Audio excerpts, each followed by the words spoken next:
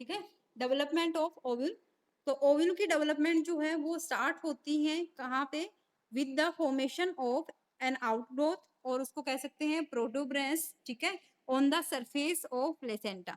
Placenta के surface पे एक आउटग्रोथ अपीयर हो जाती है, ठीक है, due to division of sub epidermal cell, ठीक है, जो सब एपिडर्मल सेल है उसके अंदर डिवीजन होगा, एंटीक्लिनल डिवीजन होगा उसके अंदर, ठीक है। एंटीक्लिनल क्या होता है, पेरिक्लिनल होता है पैरेलल टू दैट सरफेस, और एंटीक्लिनल होता है परपेंडिकुलर टू दैट सरफेस, ठीक है। पेरी एंटीक्लिनल डिवीजन होगा उस सेल के अंदर, सब एपिडर्मल सेल के अंदर, उसकी वजह से एक आउटग्रोथ अपीयर हो जाएगी, डेवलपमेंट हो जाएगी एक आउटग्रोथ की, ठीक है। अब ये जो आउटग्रोथ है ये स्टार्टिंग में क्या होती है, हेमिस्फेरिकल होती है, ठीक है, लेकिन जैसे ही डेवलपमेंट इसकी होती है तो डेवलपमेंट के साथ ये क्या हो जाती है, रैपिडली इलोंगेट हो जाती है, ठीक है, इस टाइप से। उसके बाद क्या होती है, ओवुलर जो स्टोक है, स्टोक की डिफरेंशिएशन हो जाती है, ठीक है, और सब एपिडर्मल रीजन में न्यूक्लियस है, ये न्यूक्लियस है, ठीक है, पैरेन्काइमेटस टिश्यू, न्यूक्लियस के अंदर सब एपिडर्मल रीजन में अपेक्स के ऊपर आर्केस्पोरियल सेल डिफरेंशिएट हो जाती है, ठीक है। एक सेल होती है आर्केस्पोरियल सेल, जो कि सब एपिडर्मल रीजन में डिफरेंशिएट हो जाती है at the apex of nucleus, ठीक है। उसके बाद क्या है, उसके बाद क्या होता है, two or more layers are appear at the base of nucleus. इसके बेस से जो है वो टू लेयर्स डिफरेंशिएट होती हैं, ठीक है, जो कि फिर क्या बनाती है, न्यूक्लियस के बेस पे टू और मोर इंटेगुमेंट्स की फॉर्मेशन करती हैं, ठीक है, जो कि क्या करते हैं, न्यूक्लियस को कवर कर लेते हैं, लेकिन एक एंड पे जो है वो एक ओपनिंग छोड़ देते हैं, एक्सेप्ट एट माइक्रोपाइलर एंड, ठीक है। तो इनर इंटेगुमेंट्स जो है, अब यहाँ पे ये क्या है, आउटर इंटेगुमेंट, और ये है इनर इंटेगुमेंट, ठीक है। इनर इंटेगुमेंट क्या करता है, एक ट्यूब लाइक स्ट्रक्चर की फॉर्मेशन करता है, ठीक है, यहाँ से आपको दिख रहा होगा एक ट्यूब लाइक स्ट्रक्चर की फॉर्मेशन करता है जब ये कवर करता है न्यूक्लियस को, ठीक है, उसको बोलते हैं माइक्रोपाइलर ट्यूब, ठीक है। इस ट्यूब लाइक स्ट्रक्चर जो बनता है जब न्यूक्लियस न्यूक्लियस को कवर करता है आउट इनर इंटेगुमेंट, ठीक है, तो उसको बोलते हैं माइक्रोपाइलर ट्यूब, ठीक है। अब इंटेगुमेंट जो है वो क्या होती है, कवरिंग होती है ये, ठीक है, किसकी, कवरिंग लेयर होती है किसी ओव्यूल की, जो कि न्यूक्लियस को कवर करती हैं, ठीक है, और प्रोटेक्टिव होती है, ठीक है। तो इसके बेसिस पे इंटेगुमेंट्स का नंबर जो है वो 1 भी हो सकता है, 2 हो सकता है, 3 हो सकता है, या फिर किसी स्पीसीज के अंदर इंटेगुमेंट्स जो है वो अब्सेंट भी हो सकते हैं, ठीक है। उसके बेसिस पे क्या है ये ओव्यूल जो है वो किस टाइप का होता है, इंटेगुमेंट के बेस पे या तो होगा एटैगमिक, फर्स्ट वन इज एटैगमिक, ए का मतलब है एब्सेंट, टैगमिक मतलब इंटेगुमेंट, ठीक है, मतलब इसके अंदर किसी भी टाइप का इंटेगुमेंट प्रेजेंट नहीं होगा आउटसाइड द ओव्यूल, ठीक है, उसको क्या बोलेंगे, एटैगमिक, ठीक है। और ये किसके अंदर होती है, सेंट्रलम के अंदर, सेंट्रलम के केस में क्या होता है, इंटेगुमेंट अब्सेंट होते हैं, एटैगमिक कंडीशन प्रेजेंट होती है, ठीक है। या फिर मोस्टली जो केसेस होती हैं, मोस्टली एंजियोस्पर्म के अंदर क्या होते हैं, टू इंटेगुमेंट्स प्रेजेंट होती हैं, ठीक है, उनको क्या बोलते हैं, बाइटैगमिक। जैसे यहाँ पे है आउटर इंटेगुमेंट है, इनर इंटेगुमेंट है, ठीक है, तो इस कंडीशन को बोलेंगे हम बाइटैगमिक, ठीक है।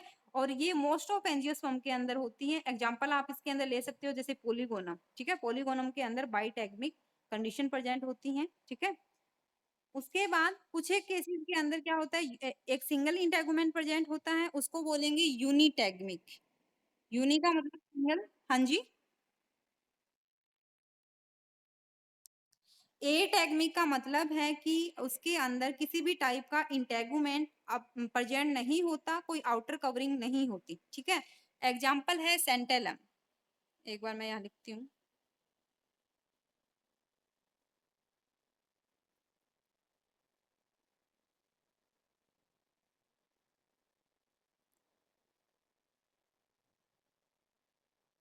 SANTALUM, ठीक है, सेंट्रलम के केस में क्या होता है, कोई भी इंटेगुमेंट, कोई आउटर कवरिंग प्रेजेंट नहीं होती, ठीक है। और मोस्टली केसेस में क्या होते हैं, बाइटैगमिक होती हैं, दो इंटेगुमेंट प्रेजेंट होती हैं, outer integument and inner integument, ठीक है। और कुछ एक केसेस के अंदर एक सिंगल इंटेगुमेंट प्रेजेंट होता है, उसको बोलते हैं यूनिटैगमिक कंडीशन, ठीक है। इसके अलावा आपने यूनिटैगमिक पढ़ा है, बाइटैगमिक पढ़ा है। इसके अलावा क्या होता है, कुछ एक स्पीसीज के अंदर एक थर्ड इंटेगुमेंट भी प्रेजेंट होता है, एक आउटग्रोथ प्रेजेंट होती है जो कि एक्ट करती है एज ए थर्ड इंटेगुमेंट, ठीक है। जैसे कि एस्पोडिलस है, एस्पोडिलस के अंदर होता है और लीची के अंदर होता है। उस थर्ड इंटेगुमेंट को क्या बोलते हैं, एरिल, ठीक है। थर्ड इंटेगुमेंट जो होता है उसको बोलते हैं एरिल।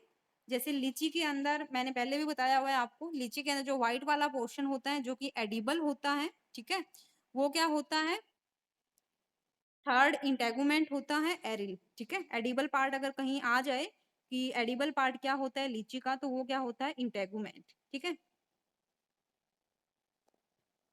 क्लियर है यहाँ तक? ठीक है।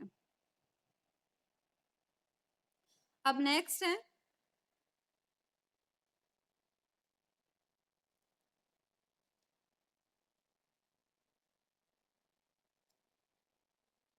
नेक्स्ट है एंडोथीलियम।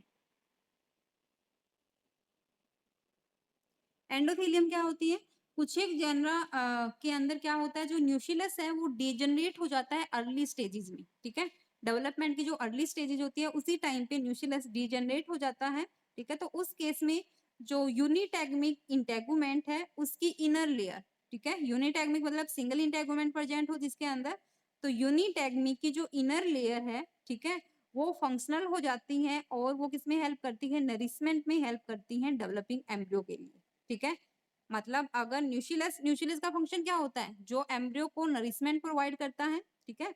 लेकिन अगर अर्ली स्टेजेस पे न्यूक्लियस डिजेनरेट हो जाता है तो उस केस में नरिशमेंट का काम कौन करता है, यूनिटैगमिक इंटेगुमेंट की इनर लेयर, ठीक है, नरिशमेंट का काम करती है जैसे न्यूक्लियस करता है। न्यूक्लियस की जगह पे अब इंटेगुमेंट की इनर लेयर काम करेगी नरिशमेंट का, ठीक है।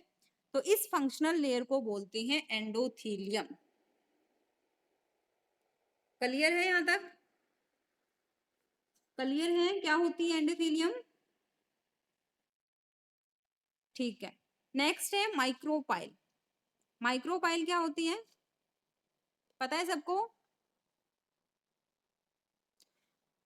ये मेनली जो है इसकी फॉर्मेशन उन रीजन में होती है जहां पे इंटेगुमेंट्स प्रेजेंट होता है, ठीक है। तो इंटेगुमेंट क्या करते हैं, कवर करते हैं किसको, न्यूक्लियस को, ठीक है, कंप्लीटली कवर कर लेते हैं, लेकिन वो अपर साइड में एक क्या छोड़ देते हैं, क्या, हाँ, एक ओपनिंग छोड़ देते हैं जिसको बोलते हैं माइक्रोपाइल, ठीक है।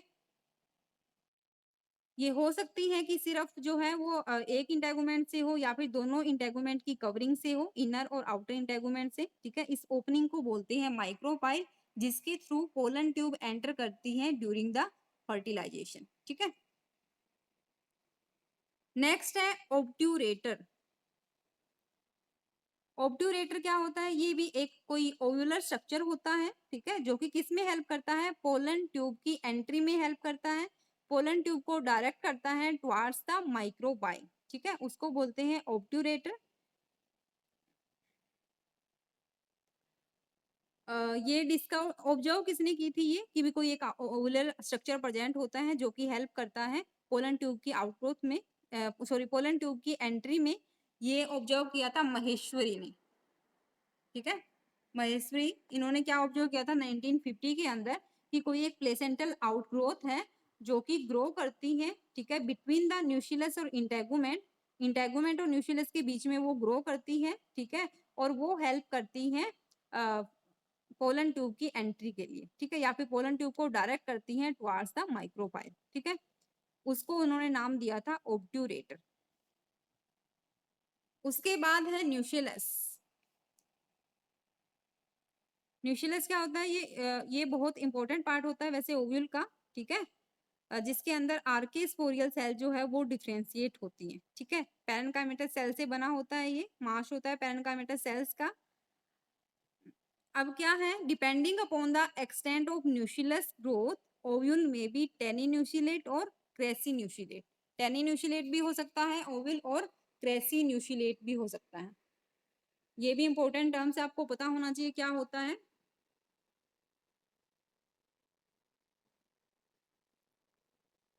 तो टेनिन न्यूक्लिएट ओवल क्या होता है?